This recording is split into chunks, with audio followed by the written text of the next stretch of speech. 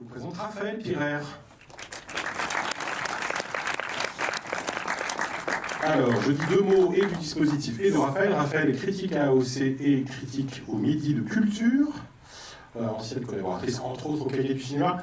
Fait partie des nouvelles intervenantes du cycle. On essaye chaque année d'avoir à la fois quelques signatures fidèles qui reviennent d'année en année, ce qui était le cas d'ailleurs pour Mathieu Macheret et Sarah Oana qui ont assuré les 2 premiers cours sur le raccord, et puis en même temps de renouveler les intervenants.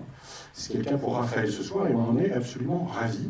Je rappelle pour ceux qui ne sont pas habitués de ce cycle que le principe, ce sont des cours d'analyse filmique qui durent 1 heure chrono. Donc là, on va faire la même chose, on va décaler légèrement parce que le film n'est pas très long. Et puis ensuite, ils sont issus de la projection du film, choisie par l'intervenante. Et s'il nous reste un tout petit peu de temps, on commente le film de façon beaucoup plus ouverte et libre en répondant, enfin surtout Raphaël, aux questions que vous aurez à poser sur ce film de Wes Anderson. Merci Raphaël de ta présence et nous t'écoutons. Merci Stéphane pour cette invitation. Alors quand tu m'as proposé il y a quelques mois ce sujet, le raccord dans l'axe, je me suis dit ça a l'air très difficile, donc ça me plaît. Et c'est vrai que c'est un sujet un peu technique sur lequel je n'avais ma foi jamais réfléchi. J'ai beaucoup réfléchi au montage en général, mais à cette question-là en particulier pas tellement. Et donc c'était assez plaisant de réfléchir à pourquoi un cinéaste utilise le raccord dans l'axe de manière signifiante et de me balader un peu dans l'histoire du cinéma pour trouver des exemples qui soient parlants de ce que ça peut produire sur un spectateur que d'utiliser cette technique de raccord. Le raccord dans l'axe, c'est tout simple. On déplace la caméra, on garde le même angle de vue, on approche ou on recule la caméra, beaucoup ou peu.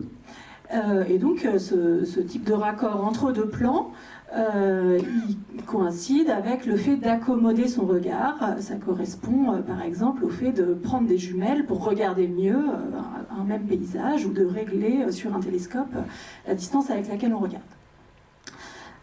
Donc le raccord dans l'axe, il peut être en avant ou en arrière. On peut accommoder pour regarder mieux un détail d'une scène, où on peut accommoder à l'inverse pour regarder plus amplement un paysage, un décor, et le décentrer. Comme ce type de raccord correspond au fait de regarder avec un télescope, j'ai eu envie de vous montrer un extrait de Body Double de Brian De Palma. Alors, j'aurais aimé qu'on ne voit pas mes extraits et que vous ayez la surprise à chaque fois, mais là, voilà, tout est dévoilé.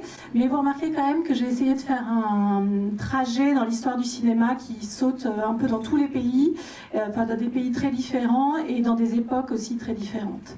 Et ce que je voulais dire avant de lancer cet extrait, de vous parler de Body Double et de Brian De Palma, c'est que le raccord dans l'axe, ça correspond quand même plutôt à un type de montage de la continuité ou de la transparence, au montage classique inventé à Hollywood, dans l'âge d'or du cinéma, et qui fait partie de la grammaire qui se fait oublier et qui ne se montre pas. Le raccord dans l'axe, c'est vraiment pour fluidifier le fait qu'on change de plan, on va chercher de la continuité dans le changement de plan. Moi, évidemment, j'ai eu envie de vous montrer des exemples où le raccord dans l'axe était brutal ou inattendu et où il venait provoquer quelque chose chez les personnages, chez le spectateur, où il dénotait d'une friction, de quelque chose. Alors, je vous propose qu'on commence donc avec Body Double de Brian De Palma, qui est un film de 1984, qui est la dernière fois où Brian De Palma se frotte au cinéma de son grand maître Alfred Hitchcock. Il dit presque que c'est un peu la fois de trop.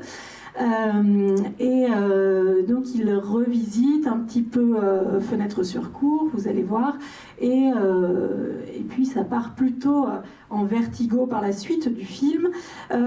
L'extrait que je vous montre, c'est tout au début du film. On est avec un comédien qui est vraiment un comédien raté. On l'a vu en cours de comédie un peu plus tôt dans le film, et il est vraiment assez nul, il n'arrive pas du tout à trouver des rôles, et c'est vraiment un piètre acteur, et comme rien ne va dans sa vie, il n'a plus d'appartement, et un ami lui prête un appartement sublime au-dessus de Los Angeles, où il a une vue incroyable, panoramique, et donc il est en train de découvrir cet appartement, et de découvrir que dans l'appartement, il y a un télescope.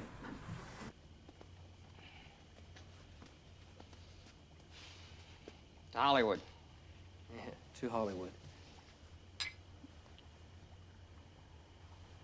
Man, what a view, huh? That's just part of it. There is one very special feature to this house. What you looking at? Where are you?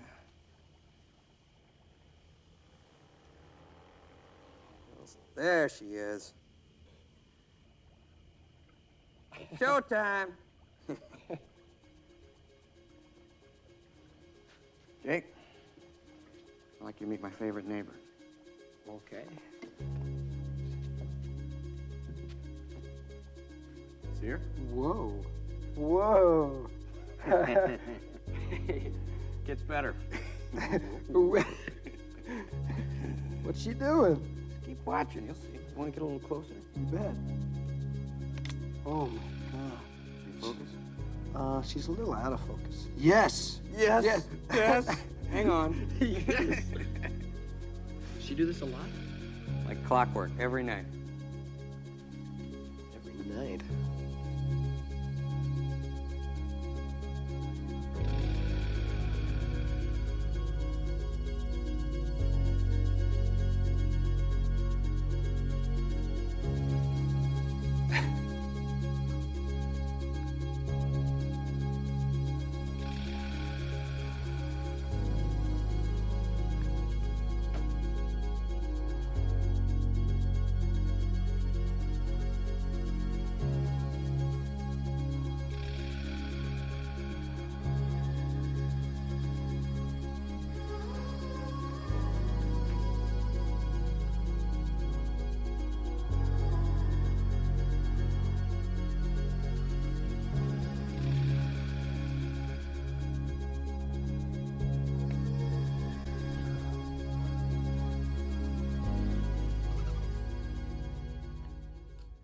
Voilà, donc là, le raccord dans l'axe, il intervient au moment où il est en train de régler le télescope et où l'ami qui lui prête l'appartement lui dit regarde de plus près.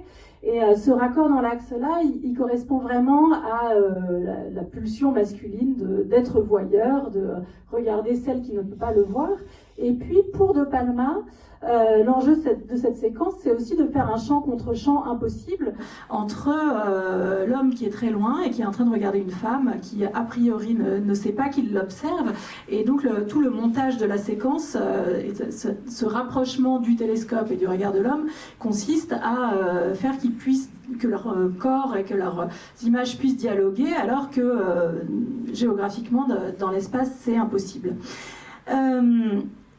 Cette idée de la pulsion de voir, elle vient tout droit de chez Hitchcock. Brian De Palma dit ouvertement qu'il reprend les motifs hitchcockiens dans ce film-là. Comme il l'avait fait déjà avec Obsession en 78 où il reprenait Sueur froide et avec Pulsion en 1980 qui rejouait plutôt le thème de Psychose.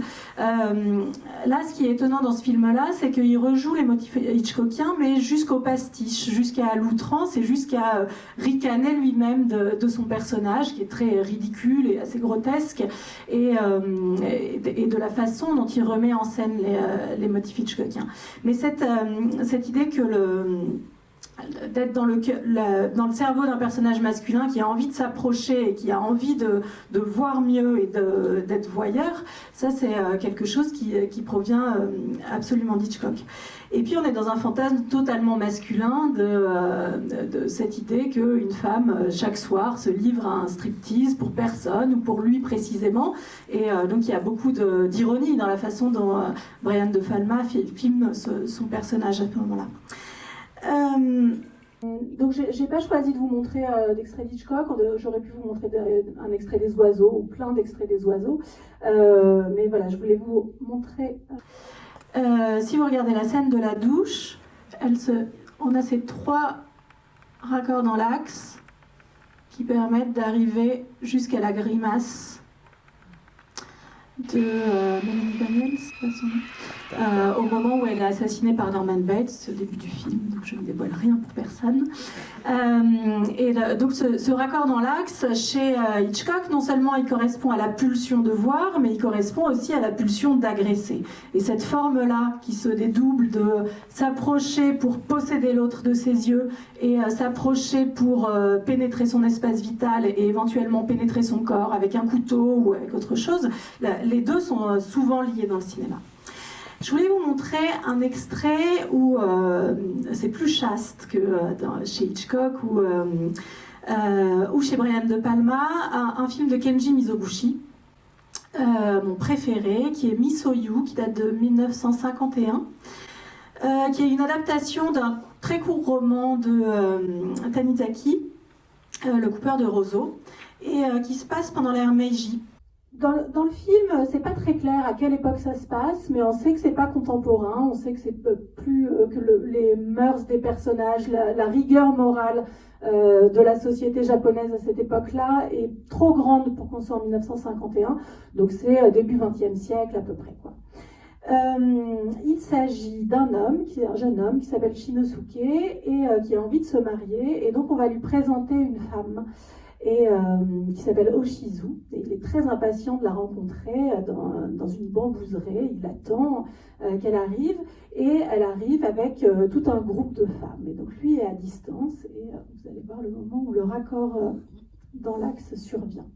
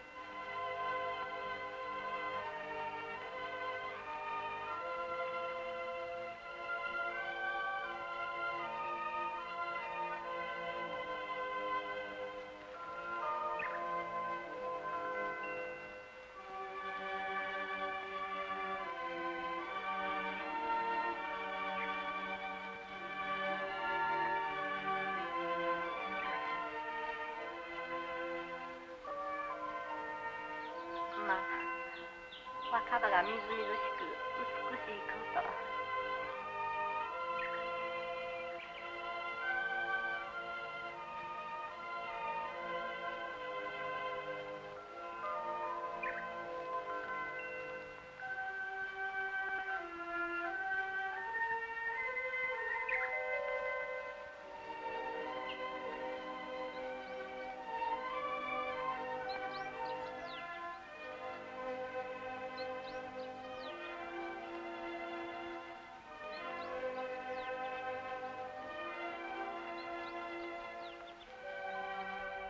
On est donc dans une société très codifiée moralement, où la position dans l'espace des corps raconte quelque chose des relations qui sont possibles ou qui sont prohibées. Donc là, Shinosuke n'a pas le droit de s'approcher de ces femmes avant qu'elles lui soient officiellement présentées.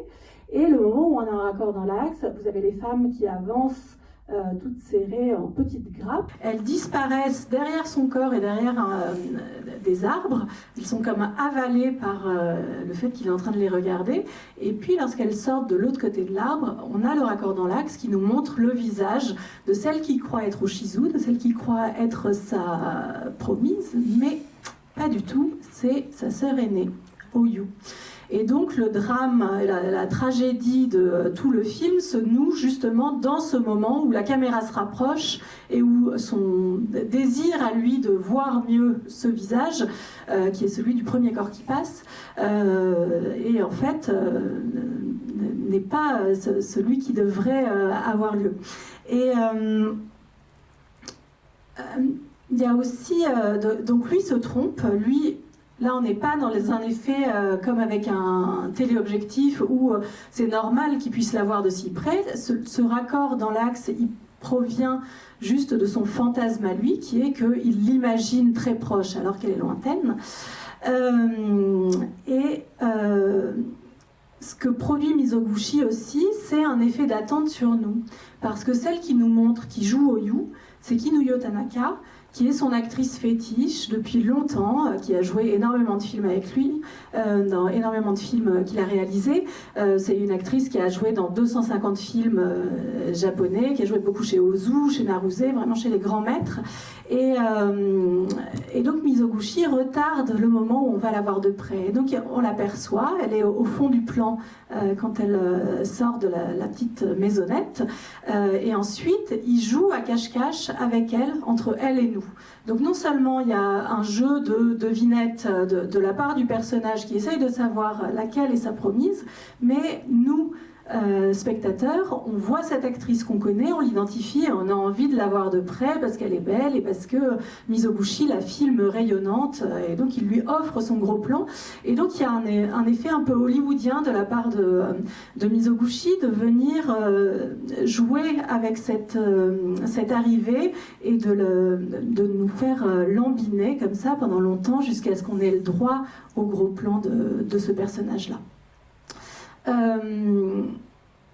Toute la posture des personnages, elle détermine leur place dans la société et elle codifie ce qu'ils ont le droit de faire ou pas. Et quelques minutes après dans le film, les femmes se reculent, Shinosuke est avec Oshizu, ils sont assis tous les deux dans l'herbe et on va avoir un autre raccord dans l'axe. Qui évidemment est déceptif par rapport à la façon dont Mizoguchi a orchestré ce premier gros plan de visage qui est absolument rayonnant. Donc là, on est dans un récit de la frustration où avoir envie de voir de près, ça ne va être que déçu par la suite dans tout le récit. Cette proximité avec le visage de Oyu, Shinosuke ne pourra plus jamais la voir parce qu'ils vont être proches, mais ça ne pourra jamais être le visage qui est le plus proche de lui comme il le souhaiterait. Je voulais vous montrer un extrait d'un film soviétique, Quand passent les cigognes, qui date de 1958, de Mikhail Kalatazov, qui est un film que j'ai découvert il n'y a pas longtemps, qui est vraiment sublime, et qui avait reçu la Palme d'Or à Cannes à l'époque. Mikhail Kalatazov a une carrière très sinusoïdale, il a eu des succès, il a été complètement délaissé par l'industrie. Le cinéma soviétique, la culture soviétique à l'époque et la culture de la censure affectionnait pas tellement son cinéma qui est très formaliste et dont elle trouvait que c'était un cinéma d'esthète parce que c'était plutôt le cinéma militant et le cinéma des idées qui étaient mis en avant par le gouvernement à ce moment-là. Donc il n'a pas été vraiment dans les petits papiers du cinéma soviétique et donc il a des succès mais il a aussi des grosses périodes creuses. Donc ce moment de Quand passent les cigognes, il a déjà 55 ans et c'est un grand moment dans sa carrière de reconnaissance et c'est un film très ambitieux formellement qu'il fait avec son chef opérateur Sergueï Roussevski qui sera aussi le chef opérateur de son film plus tardif Seuil Kuba. Le film est construit en deux parties et la séquence qu'on voit est au milieu et c'est comme si le film se repliait sur cette séquence-là qui va bouleverser le destin de l'héroïne qui est jouée par Tatiana Samoylova qui était ballerine, qui était une danseuse du théâtre Stanislavski. Et Véronica, elle est très amoureuse de Boris, qu'il aime en retour, sauf que les soldats allemands entrent dans Moscou en 1941 et Boris s'engage, il part sur le front. Et donc Véronica reste seule à Moscou avec le cousin de Boris, Marc, qui lui veut être pianiste concertiste et qui n'est pas insensible au charme de Véronica, parce que vous allez voir qu'elle est merveilleuse. Donc là, ils sont tous les deux et un bombardement survient.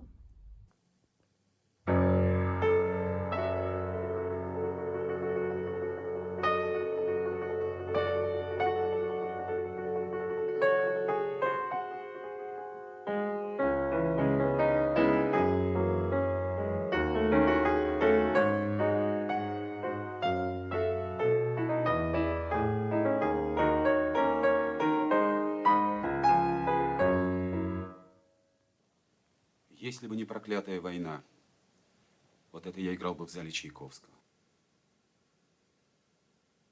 Для тебя.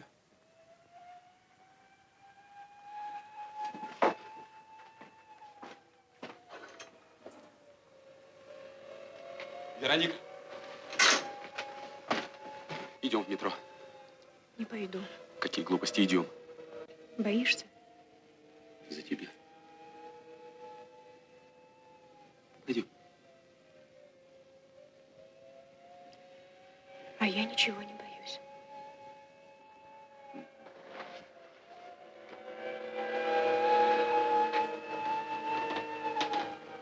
Вероника, идем в метро. Идем, слышишь, не глупи, ты с ума сошла. Идем в метро, Вероника. Не пойду, не пойду.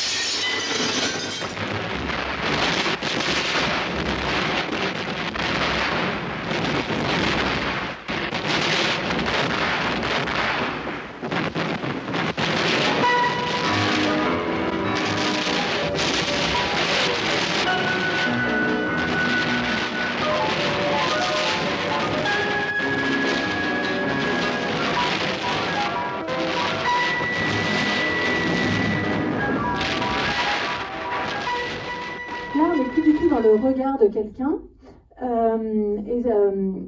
Ce qui est très impressionnant, je trouve, dans ces deux raccords dans l'axe qui se succèdent au moment où ils vont se réfugier dans le fond de la pièce pour échapper au bombardement, échapper au bris de verre, c'est que la logique du plan et de sa construction s'inverse par rapport à ce qu'on avait précédemment. Précédemment, on avait Véronica qui était proche de la caméra et loin de Marc, et dans ce mouvement et cette panique que crée le bombardement, ils se retrouvent tous les deux très proches l'un de l'autre et très éloignés de nous. Et la caméra se rapproche et finalement ça n'a pas d'objet, il n'y a pas de raison pour laquelle elle se rapproche en faisant ces deux petits bonds, en avançant au milieu de la pièce puis très proche d'eux. Et c'est pas forcément pour mieux voir, parce que c'est une séquence qui joue beaucoup avec le fait de masquer des choses. La pièce est plongée dans l'obscurité à cause du bombardement. La vitre a explosé et donc il y a ce voilage qui vient masquer aussi la scène. Donc la question de se rapprocher, c'est pas, comme c'est le cas habituellement, d'aller voir un détail mieux que ça.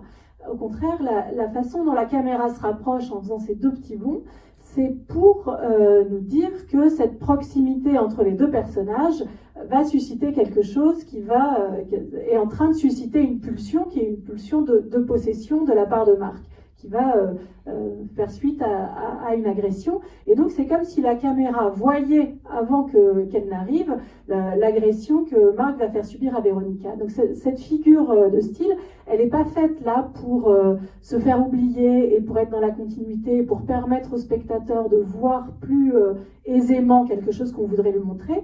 Les deux raccords successifs sont là pour nous faire ressentir quelque chose qui va arriver et qui ne s'est pas encore produit. Donc je trouve ça très admirable comme façon de mettre en scène le raccord et d'en faire quelque chose de signifiant et quelque chose d'émotif pour la façon dont le spectateur le reçoit. C'est comme si le film prévenait sa protagoniste que quelque chose va lui arriver. Ces deux raccords dans l'axe, ils sont comme des flashs. On a les flashs du bombardement qui font que la pièce est éclairée puis plongée dans l'obscurité. Et ces deux avancées très brusques, elles sont là aussi pour être soudaines et pour montrer qu'il y a une disruption, comme on dit depuis quelques années, qu'il y a une rupture dans la continuité normale des événements. Et donc je vous disais, c'est le moment où le film bascule, le destin de Véronica bascule, et donc sa vie va être complètement changée par ces quelques minutes-là qui se produisent juste après. Alors, je vous joue un mauvais tour, là, maintenant. Je dois faire quelque chose de pas très sympathique, mais je ne me voyais pas parler du raccord dans l'axe sans parler de Dario Argento, qui en met vraiment dans tous les films. Il y en a dans Suspiria, il y en a dans plein de films. Et moi, mon film préféré de Dario Argento, c'est Opéra, qui est un film tardif de 1987, et qui lui vient de trois idées distinctes. Dans les années 80, il a sa deuxième fille, Fiore, qui devient grande, et chaque fois qu'il la voit partir seule, il la regarde par la fenêtre et il est tenaillé par la panique à l'idée que des choses absolument horribles lui arrivent. Et donc il imagine le film Opéra en pensant à cette sensation terrible d'un père qui imagine que sa fille va dans le monde et que n'importe quelle chose terrifiante peut survenir à n'importe quel moment. Donc c'est vous dire dans quel état d'angoisse on est en voyant ce film.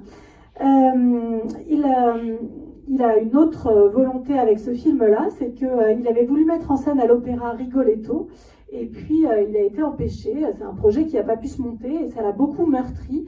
Et donc il avait l'impression qu'il lui fallait un dédommagement moral. Et donc ça passe par le fait de mettre en scène une chanteuse d'opéra qui s'appelle Betty dans le film et qui va faire des représentations de l'opéra Macbeth.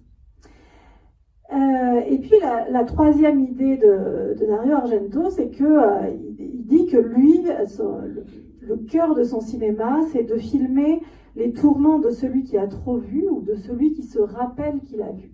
Et il dit, ce qui m'agace le plus au monde, c'est que les spectateurs, dans mes films, détournent les yeux aux moments les plus terrifiants ou les plus répugnants, alors que justement, c'est ça que je veux leur montrer, c'est ça qu'ils doivent venir voir en regardant mes films. Et donc, en pensant à ça, qu'il agaçait vraiment chez nous de détourner le regard quand on voit des corps s'ouvrir en morceaux, il s'était dit, on devrait distribuer les petits bouts de scotch sur lesquels on aurait collé des aiguilles, en les appliquant sous les yeux des spectateurs, comme le traitement Ludovico dans Orange Mécanique. Le public serait obligé de garder les yeux ouverts s'il voulait garder ses paupières intactes. Cette boutade est devenue réalité, ou plutôt est devenue fiction dans Opéra, et donc c'est de cette façon-là que le meurtrier va torturer Betty, non pas pour la tuer, mais pour la forcer à regarder un meurtre. Donc il y a un effet de mise en abîme très fort entre nous, Betty, et puis le meurtre qui se produit. Bon, je vous montre l'extrait. Dario Argento n'est pas là, vous avez le droit de fermer les yeux parce que c'est quand même assez terrible à voir. Betty vient de faire l'amour avec un jeune homme qui allait lui faire du thé. Il est sorti de la pièce, elle est toute seule et... No, mint.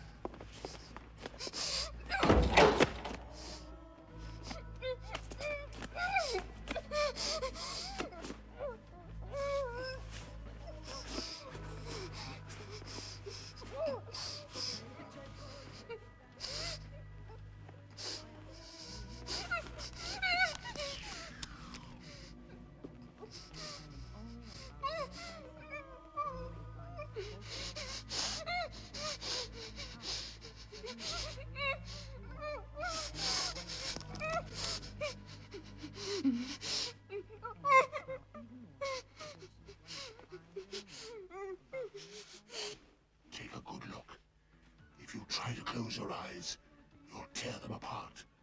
So you'll just have to watch everything. Betty! Why did you lock it? Le meurtrier fait cette mise en scène macabre et lui dit qu'elle doit tout voir, tout. Il y a deux raccords dans l'axe, il y en a un qui avance, il y en a un qui recule. Ils ne sont pas très visibles parce qu'ils sont que de quelques centimètres. C'est pas comme chez Kalatazov où la caméra bondissait de 3 mètres à chaque plan. Là, c'est très discret, on ne remarque pas le raccord, mais c'est un peu le raccord de trop parce qu'il nous rapproche tellement de l'œil et de l'œil qui est en train de souffrir, ce qui est vraiment le comble de la torture pour un spectateur de cinéma, que d'imaginer que cette chose-là puisse lui arriver et d'être obligé de regarder un œil souffrant. Que ces quelques centimètres de raccord, finalement, ils nous projettent là où on ne devrait pas aller, jusque dans l'œil du personnage. Et ça, c'est un fantasme qu'on retrouve beaucoup chez Dario Argento, cette idée d'inverser celui qui regarde et ce qui est regardé. Ça nous ramène à notre personnage de Body Double tout à l'heure, qui a envie d'être comédien, qui aimerait être regardé par tous, et puis comme personne n'a envie de le voir, bon, bah, c'est lui qui mate dans l'œilleton. Le tout premier plan d'opéra, c'est l'œil d'un corbeau qui joue dans la pièce, dans l'opéra Macbeth. Un corbeau qui fait de la figuration pour l'opéra, et dans son œil, on voit le reflet de toute la salle de théâtre. Et donc c'est ça qu'essaye d'atteindre Dario Argento, c'est d'essayer de nous montrer le chant et le contre-chant en même temps, d'essayer de rentrer dans l'œil du personnage, d'essayer de faire que l'image soit totale et totalisante. Et tout le film va tourner autour de cette idée de la scène et le public, et comment inverser les deux ou comment mêler les deux en même temps. Donc ce raccord dans l'axe qui nous rapproche à l'extrême du globe oculaire, il est là pour essayer de nous faire pénétrer dans l'œil pour que après, bien sûr, il y a une scène de meurtre que je vous ai épargnée parce que je suis quand même pas si cruelle, mais qui est vraiment d'un gore absolument répugnant et où on est contraint de la voir, et donc on est exactement dans la posture de Véronica. Je voulais changer de tonalité avec un extrait du film Gold Diggers qui est beaucoup plus léger, un film de Mervyn LeRoy qui date de 1933. Alors ça s'inspire d'une pièce de Broadway qui elle-même a inspiré un film. Gold Diggers 1933, c'est le premier, mais qui va avoir un remake en 1937, et je crois même qu'il va en avoir d'autres par la suite. Le film est réalisé par Mervyn LeRoy, mais c'est une production Warner, c'est la production Warner qui rapporte le plus de recettes cette année-là en 1933. Mais surtout, c'est un film dont les chorégraphies sont signées par Busby Berkeley. Busby Berkeley, très jeune, il s'est engagé dans l'armée. Son père était militaire lui-même, il est mort assez tôt dans l'enfance de Busby Berkeley. Et donc Busby, sa mère qui était comédienne, se retrouve veuve, c'est très difficile d'élever la famille. Donc Busby part très jeune, dans l'adolescence, dans une école militaire, et puis il va être soldat pendant la Première Guerre mondiale. Mais il n'est pas sur le front, il règle les parades militaires. Au millimètre près, il règle des cortèges de soldats qui défilent. Et finalement, quand il rentre chez lui et qu'il n'a plus sa solde de soldat, il doit gagner sa vie. Et sa mère lui dit, bon, bah, c'est facile comme petit boulot, tu vas aller faire de la figuration à Hollywood. Lui, il n'a pas du tout envie, mais il entre à Hollywood comme ça. Et il va devenir assistant et il va se mettre à chorégraphier des comédies musicales au moment où le cinéma devient parlant. Donc c'est comme ça qu'il entre dans le cinéma, où il allie cette expérience qu'il a eue dans l'univers militaire et qu'il arrive à la recycler, mais d'une manière complètement extravagante dans la comédie musicale de l'âge d'or d'Hollywood. Gold Diggers, c'est un film qui a deux faces. C'est un film très réaliste, vraiment d'un réalisme social très touchant, où on a 4 artistes femmes de music-hall qui font face aux difficultés imposées par la crise économique qui fait suite au krach boursier de 1929. Le spectacle sur Broadway, ça marche plus trop parce que les producteurs font faillite, et donc au tout début du film, leur spectacle est annulé. Elles ne peuvent plus se produire, elles ne gagnent plus d'argent, elles sont déjà obligées de vivre toutes les quatre dans un tout petit appartement, elles dorment dans le même lit. Et donc le film a ce côté réalisme social où on voit leur vie difficile, on voit le backstage et toutes les coulisses de ce que c'est que la vie d'artiste intermittente qui n'arrive pas à gagner sa vie et qui rêve de gloire, qui rêve d'amour aussi évidemment. Et d'un autre côté, on a par moments les répétitions et les représentations des spectacles qui quand même se font bon an mal an et qui sont absolument somptueux. En 1933, donc le cinéma est parlant depuis quelques années. Le cinéma est devenu parlant par la comédie musicale avec le chanteur de jazz. Et donc l'idée que le cinéma sonore, ça doit être tonitruant et ça doit être spectaculaire et ça doit en mettre plein la vue aux spectateurs, c'est une idée qui est très, très forte dans le cinéma à cette époque-là. Donc le film mélange les deux. À la fois, on a le monde du spectacle où tout est magnifique, tout est grandiose, et en même temps, on a le fait qu'un appartement sans chauffage, c'est très difficile à vivre, et le film bondit comme ça de l'un à l'autre. On a deux spectacles dans le film qui sont filmés depuis un point de vue de spectateur. Et on voit les filles sur scène, la caméra se rapproche par moments, mais on a quand même l'idée de ne pas trop franchir le 4e mur et de nous montrer le spectacle comme si on était à Broadway. Et puis moi, je vais vous montrer la Shadow Waltz, qui est un numéro musical qui, lui, devient complètement fou, complètement baroque, et où la mise en scène s'emballe complètement. Busby Berkeley a rencontré 1000 filles pour trouver les danseuses que vous allez voir dans cette séquence. Il s'inspire beaucoup de courts-métrages qui étaient très en vogue à l'époque. Il y avait les Silly Symphonies chez Disney et les Merry Melodies chez Warner. C'était des films courts animés qui jouaient avec la musique et qui faisaient preuve d'audace formelle folle.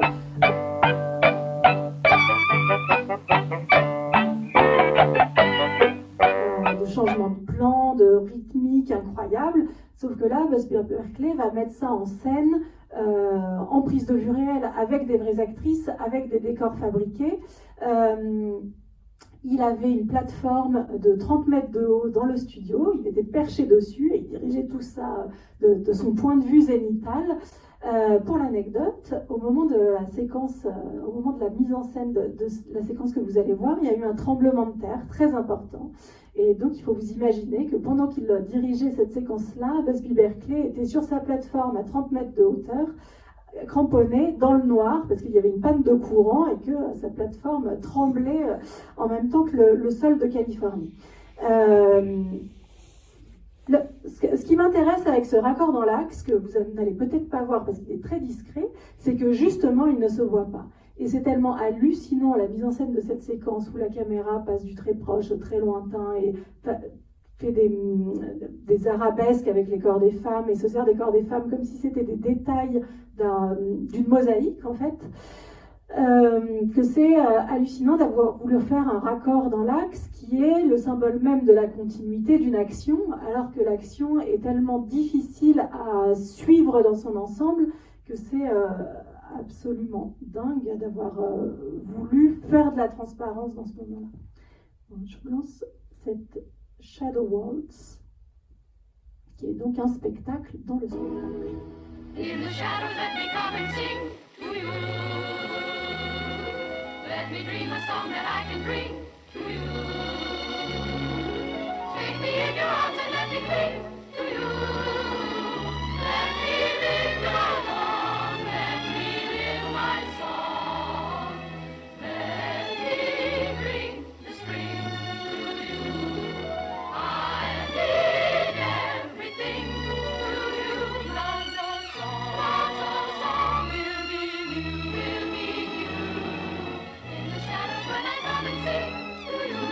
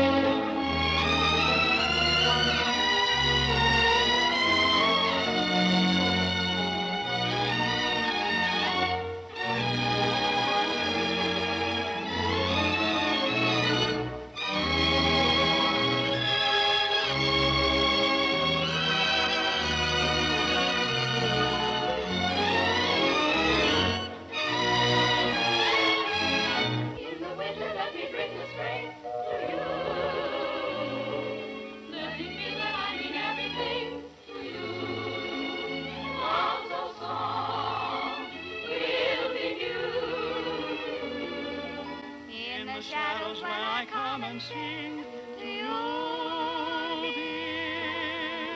dear, in the shadows when I come and sing.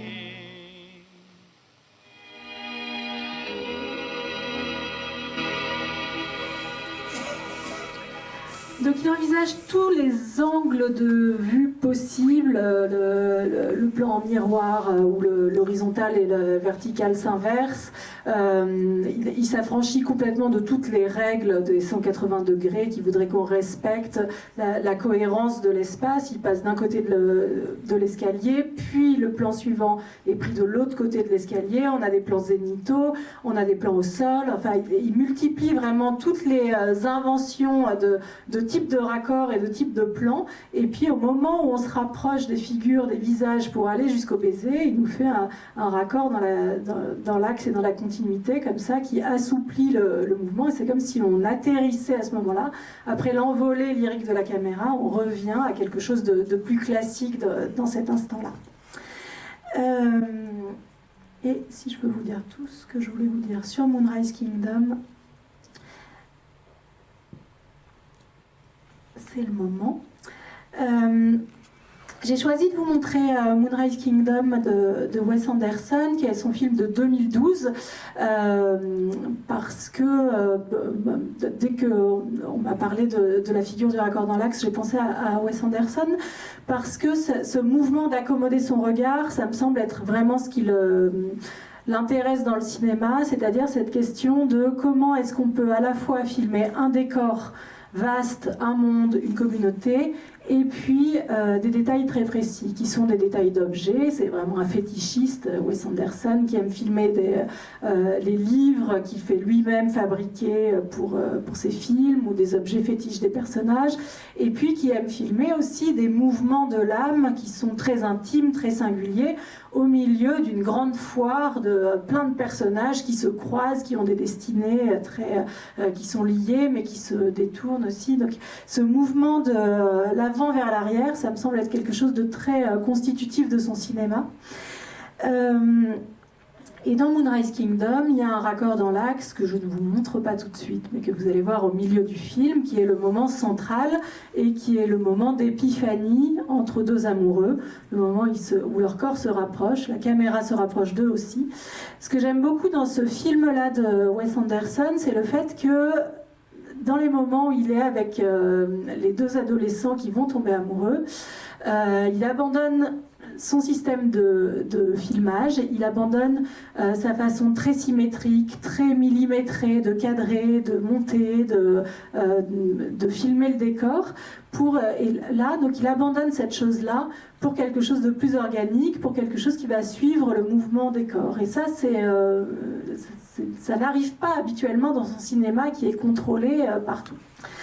Ou en tout cas, on a l'illusion qu'il contrôle un peu moins, ou qu'il est un peu moins dans la symétrie. Je vous raconte quand même d'où ça vient, Moonrise Kingdom. Ça vient d'un amour non déclaré de Wes Anderson. Quand il avait 10-11 ans, il était follement amoureux d'une camarade de classe, et il n'a jamais osé lui avouer. Et donc il a eu envie de faire un film pour revenir à cette émotion-là, pour ressentir à nouveau ce qu'il avait ressenti dans cet amour adolescent, avant de connaître rien à l'amour, avant d'avoir vraiment des histoires. Qu'est-ce que c'était que la pureté de cet élan vers une jeune fille.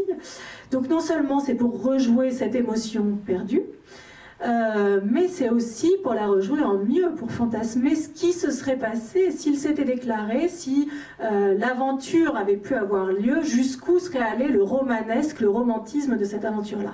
Donc il pousse de cette chose qui était immense dans son cœur, mais qui n'a pas existé dans la réalité, il pousse le curseur à fond pour faire de ces deux héros deux aventuriers qui vont se lancer à fond dans la vie. Il a écrit le scénario avec son vieux complice Roman Coppola. Wes Anderson, c'est vraiment un homme de famille de cinéma. Il a toujours le même chef opérateur, Robert Yeoman. Il écrit souvent avec les mêmes personnes. Il fait souvent appel aux mêmes comédiens. Alors là, il a beaucoup changé pour ce film-là, mais on retrouve quand même Bill Murray ou Jason Schwartzman qui sont dans les films précédents. Et puis il y a une autre inspiration très forte du film, c'est Benjamin Britten. Vous allez voir que dans le milieu du film, on voit la pièce L'Arche de Noé, l'opéra composé par Benjamin Britten, qui est un compositeur du XXe siècle. Mais surtout, le film s'ouvre sur une pièce écrite par Britten, une pièce pédagogique, pour sensibiliser le jeune public aux instruments de l'orchestre et puis à la forme orchestrale, qui s'appelle The Young Person's Guide to the Orchestra. Et en fait, cette séquence-là qu'on va regarder, qui ouvre le film, est une sorte de mode d'emploi du film ou de carte pour se diriger dans ce que va être le film. Ce qu'on nous raconte sur le principe orchestral, c'est finalement ce qui va être au principe de la narration du film. On regarde la séquence et je vous explique après ce qu'on veut dire par là.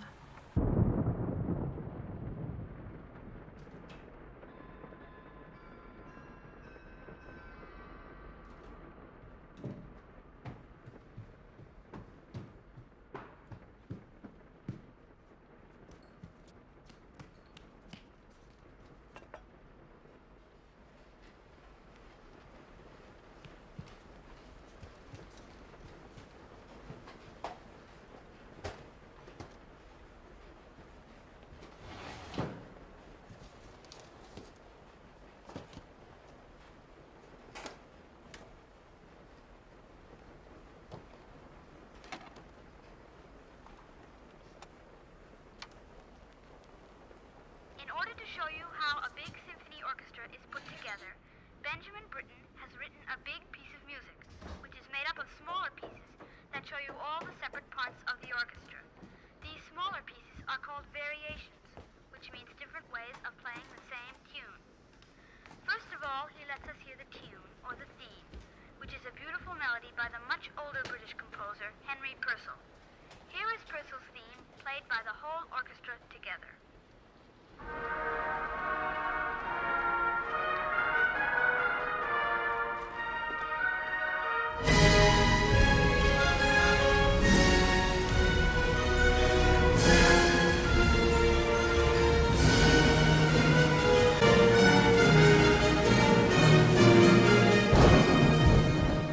Donc le moment où la caméra fait ce raccord dans l'axe qui va du plan large de la chambre avec tous les petits frères et le personnage de Suzy, jusqu'au gros plan sur Suzy et le livre, non seulement ça nous annonce qu'on va sortir de l'ambiance familiale et qu'on va aller dans son point de vue à elle et que c'est elle qui va diriger le récit et pas la vie familiale. Donc c'est un geste d'émancipation de la part de ce personnage qui entre dans l'adolescence. Mais ça nous indique aussi qu'on va entrer, on voit pas seulement son visage, on voit aussi son livre, et ça nous indique qu'on va entrer dans le romanesque et qu'on va sortir de cette vie très ronronnante ou qui n'est faite que de règles et d'habitudes et de routines, et on va entrer dans la vraie aventure. Donc cette façon de recentrer l'action du plan large de la chambre avec le raccord sur le visage, le livre, c'est une façon de nous indiquer qu'on change complètement de point de vue, mais on change aussi de façon de raconter l'histoire et de genre de film, et qu'on bascule, on prend un chemin de traverse avec ce changement de plan. Ce qui me semble important aussi dans cette séquence, c'est le recours à cette pièce pédagogique de Benjamin Britten et au fait que, évidemment, Wes Anderson met en abîme ce qu'il est en train de faire en nous parlant de Benjamin Britten. Il nous raconte que son film va faire le portrait de plein de familles différentes qui forment une communauté et que chacun va essayer d'avoir sa voix à un moment. Et en particulier, Suzy et son amoureux vont essayer d'avoir leur moment solo, de faire leur petit solo de guitare quand ils ont envie, et de se détacher du mouvement orchestral et de cette grande symphonie qui est proposée par la vie en communauté. Le thème de Purcell qu'emprunte Britten pour écrire sa pièce pédagogique s'appelle Variation et fugue. C'est évidemment la forme que va prendre le film de Wes Anderson. On va avoir des variations sur les différentes familles qui recréent le même genre de scène, d'abord l'exposition où on voit comment ils fonctionnent, et puis dans un deuxième temps, ils partent à la recherche des fugitifs, et puis on va avoir une fugue aussi, qui est la fugue des personnages. Donc on a cet effet d'emboîtement entre ce dont nous parle le film et la façon dont il nous le raconte. Et puis ce que je trouve important aussi, c'est dans un des tout premiers plans qu'on a vu, le petit garçon qui est avec son phonographe, là, qui s'assoit sur un tapis en spirale dans un cadre qui ressemble à une petite boîte. Le film, c'est ça. C'est un film qui va être circulaire et qui va nous ramener à son début, mais qui est fait de séquences qui sont comme des boîtes aussi.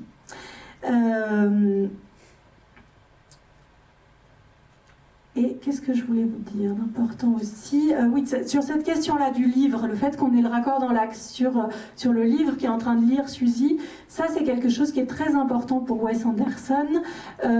L'idée que les lectures, les premières lectures qu'on fait dans l'enfance et au début de l'adolescence, c'est des lectures qui marquent à vie notre imaginaire. Et non seulement parce que c'est la première indépendance d'esprit qu'on ait de découvrir des romans, mais parce que comme c'est notre première aventure esthétique forte, ça conditionne ensuite la façon dont notre imaginaire va être structuré et va répondre aux objets esthétiques qu'on va rencontrer. Donc ce livre-là, il a aussi cette importance-là de nous plonger dans ce que c'est que l'intensité de découvrir la fiction, découvrir le romanesque quand on est un jeune cœur qui bat. Et il me reste encore 2 minutes.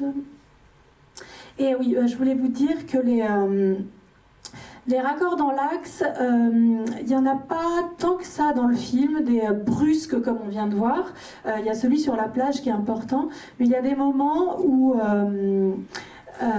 Wes Anderson joue sur ce motif, mais sans nous l'offrir réellement. Il y a des moments où on a un cadre large, mais où un personnage arrive devant la caméra, mais par le dessous du champ. Donc ça fait comme si la caméra se rapprochait, alors que c'est pas le cas.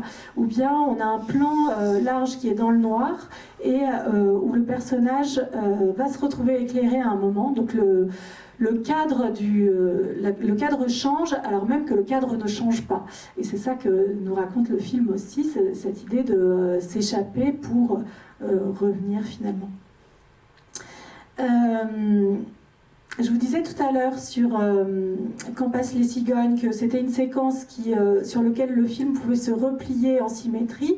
Vous allez voir que la séquence de raccord dans l'axe de la danse sur la plage, que Wes Anderson a opportunément tourné à la toute fin du tournage pour avoir le plus d'intimité possible entre ses acteurs. C'est une séquence qui fait un point de symétrie aussi. Lui qui aime composer ses plans en symétrie, cette séquence-là, elle fait un point de symétrie sur le film, elle se trouve au milieu et le film peut se replier sur elle et se voir comme une forme de palindrome, quoi. Voilà, je vous propose qu'on lance le film. Et je ne sais pas si on aura le temps d'en parler après ou pas. Advienne que pourra. Merci beaucoup. Bonne projection.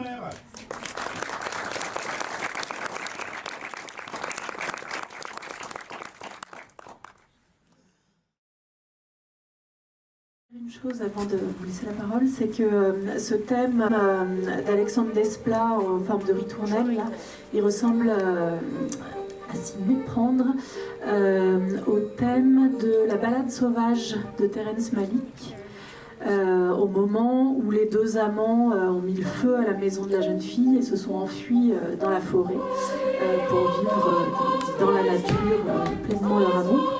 Et en fait, la séquence de fugue dans la forêt, elle est exactement calquée sur cette séquence de Terrence Malick que vous pouvez aller voir, qui se trouve facilement sur YouTube. Et donc la musique, la ressemblance de la musique me fait dire que c'est une influence très assumée et revendiquée de la part de Wes Anderson.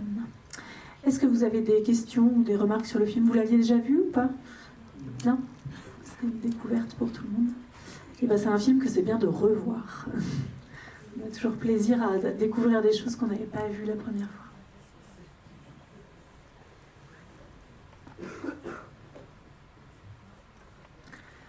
Il y a une autre chose qui me frappe beaucoup, c'est la façon dont s'entremêle la fiction, la réalité du film et la représentation à l'intérieur du film.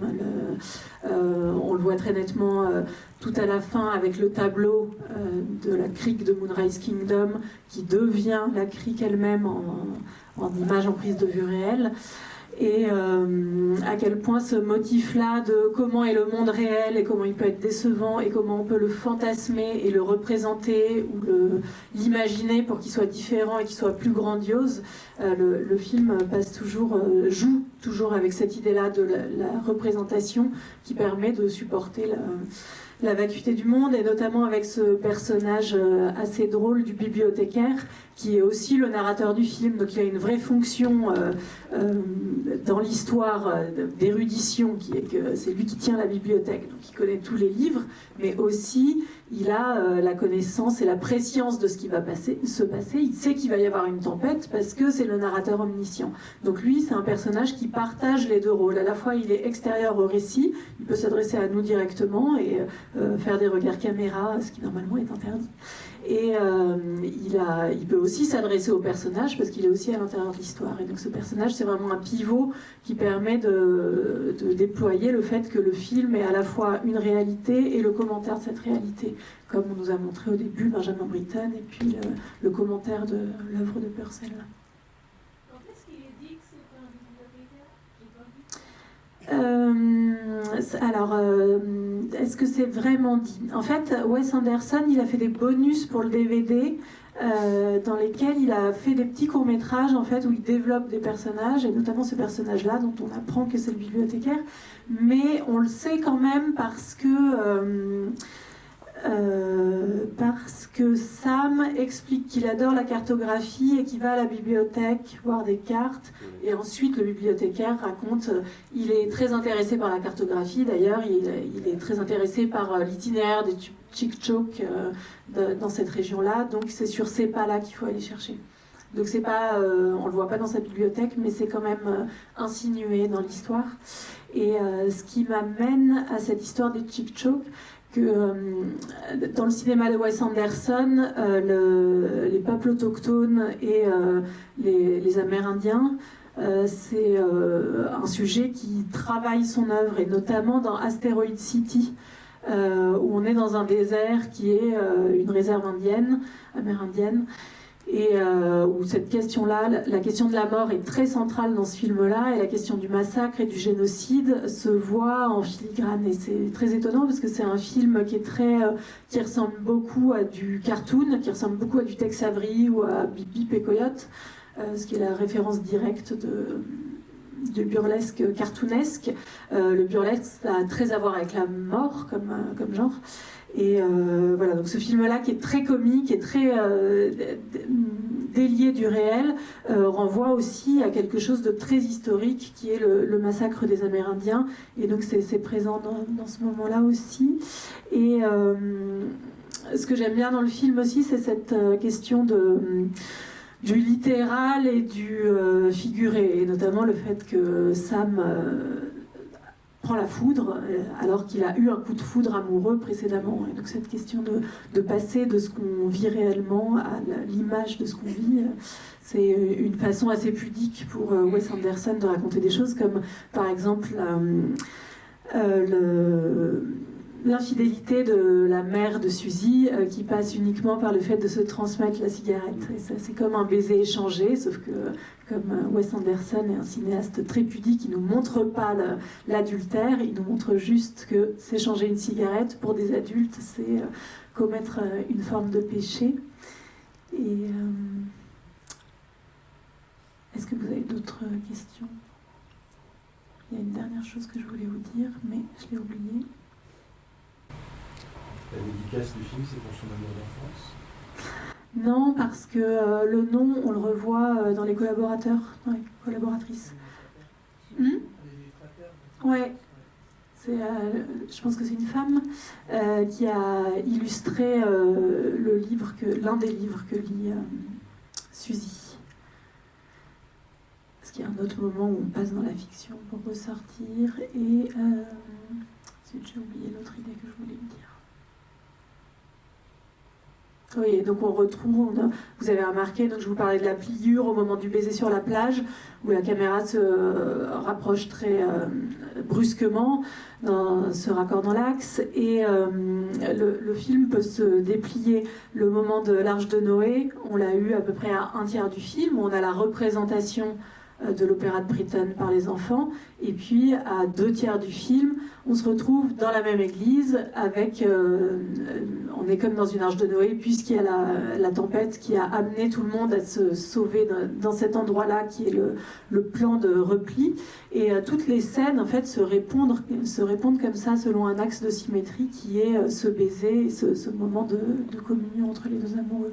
Donc, le film est structuré exactement de la même façon que sont structurés les plans très symétriques, notamment le plan où ils arrivent chacun avec sa valise. Et moi, ce que je préfère dans le film, c'est le moment où Wes Anderson casse cette symétrie. Et alors qu'il est très occupé par le fait de faire des plans parfaits, le moment où Sam s'enfuit, c'est un moment où la caméra est à l'épaule. Et ça, on ne voit jamais chez Wes Anderson habituellement. Et qu'est-ce que je voulais dire d'autre là-dessus ? Oui, sur la préparation des enfants, il leur a fait faire plein d'activités pour les préparer à leur rôle, et notamment l'acteur qui joue Sam, il a dû apprendre à faire du canoë, apprendre à faire à manger, à faire lui-même son feu et à faire à manger dessus. Et pendant des semaines, il leur a demandé de s'échanger une correspondance. On entend des lettres à un moment. Je pense que c'est Wes Anderson qui les a écrites, mais il leur a demandé de se livrer à cet exercice-là, d'échanger une correspondance. Et au bout de plusieurs semaines, il s'est rendu compte qu'il s'écrivait par mail, et donc il était fou de rage, et il leur a dit « mais des lettres d'amour, ça se manuscrit, enfin écrivez-vous à la main », et donc il les a forcés à s'écrire à la main. Et c'est une autre occurrence du raccord dans l'axe qui est très forte dans le film, c'est quand on voit des courriers, la caméra se rapproche pour toucher les mots de très près jusqu'à casser le sens. Et le mouvement du film est toujours celui-là, comment on s'approche de leur intimité et comment on se recule pour voir le tableau d'ensemble qui est la société dans laquelle il vit et qui les malmène. Cette question des lettres, où on va jusqu'à la lettre tracée elle-même, puis on recule pour voir le sens ou inversement, ça rejoint aussi l'idée de la cartographie, qu'on va avoir des cartes et puis on va avoir le vrai territoire, où c'est quand même un peu plus compliqué de se débrouiller, de se faire à manger, de dormir et tout ça, alors que la carte, c'est un rêve de posséder le territoire, quoi. Ouais. L'usage du travelling avant, l'arrière et le rapport dans l'axe. C'est un peu la même chose, c'est une volonté d'aller vers le détail et de quand même pas perdre de vue l'ensemble. C'est vraiment l'espèce de contradiction qu'essaye toujours de résoudre Wes Anderson dans son cinéma. Il veut dépeindre des grands univers, des grandes fresques, mais il veut aussi toucher à des choses intimes. Et donc ce mouvement-là, qu'il affectionne vraiment, du travelling très rapide, soit avant, soit arrière, c'est une façon de nous faire partir d'un visage et de nous montrer toute la famille de Suzy autour. Et donc parfois ça passe par le raccord dans l'axe, et donc on coupe l'action et on se rapproche, et parfois il nous maintient la continuité du mouvement, mais c'est des mouvements qui sont très rapides et que du coup on sent beaucoup, qui sont très présents, dont l'énonciation se montre, quoi. Donc je pense que pour lui c'est une façon de réconcilier ces deux pôles très extrêmes qu'il a envie de traiter à la fois. Et ce sont du coup deux contrepoints d'un mouvement très insistant dans le film, qui est le travelling latéral qu'on voit dès le début, dès la séquence d'ouverture, et qui serait lui associé essentiellement à la fugue. Enfin, il y a quelque chose de cet ordre-là, que le travelling latéral permet vraiment de prendre la tangente littéralement. Bah oui et non, parce que chez Wes Anderson, les travelling latéraux, souvent ils vont dans les deux sens, et puis ils sont très mécaniques. On a l'impression d'être dans un automate, quoi, que c'est des travelling automates, donc qui peuvent pas, c'est pas des travelling qui peuvent complètement prendre la tangente comme on a chez Jim Jarmusch par exemple. C'est des travelling qui restent bien dans les clous. Donc pour prendre la tangente, il faut que la caméra passe à l'épaule, quoi, au moment où on est. Il y a des travelling latéraux quand Sam fait du canoë, mais ils sont beaucoup plus fluides que ceux qu'on voit dans le camp scout par exemple. Là, c'est des travelling militaires.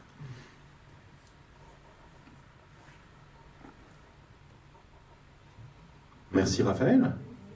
Merci à vous. Et bonne soirée à toutes et tous.